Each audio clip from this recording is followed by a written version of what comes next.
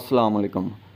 नाज़रीन, आप देख रहे हैं BNN news HD TV channel और मैं हूं मलिक आसिफ रज़ा।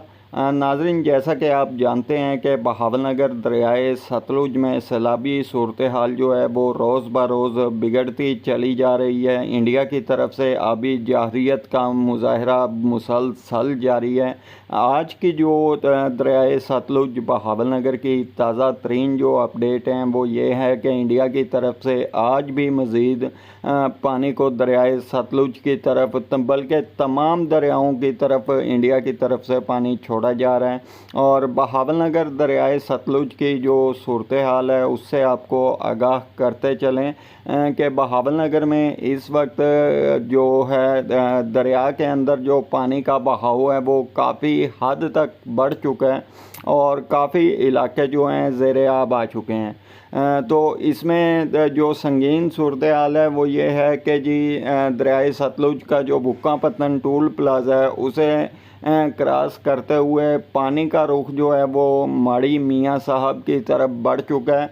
और दूसरी तरफ का आरिफ वाला रोड की तरफ की साइड की बात करें तो आपको बताते चलें कि आरिफ वाला रोड पे जो चक माडू लकवेरा है, चौक मरले है, दरिया का जितना पेट है, अगर इंडिया की तरफ से मज़ीद जारहियत का मुजाहरा किया जाता है, मज़ीद पानी छोड़ा जाता है तो दरियाए सतलुज बहावलनगर की रेंज में आने वाले तमाम देहात जो हैं वो बहुत मुश्किल में पड़ जाएंगे और हज़ारों एकड़ पर मुहित जो किसानों ने उधर रहाइश पजीरों ने फसलें अपनी तैयार की हुई थी वो तमाम की तमाम तकरीबन ख़त्म हो चुकी हैं और सैलाबी रेला जो है इन फसलों को अपने साथ बहा ले गया है।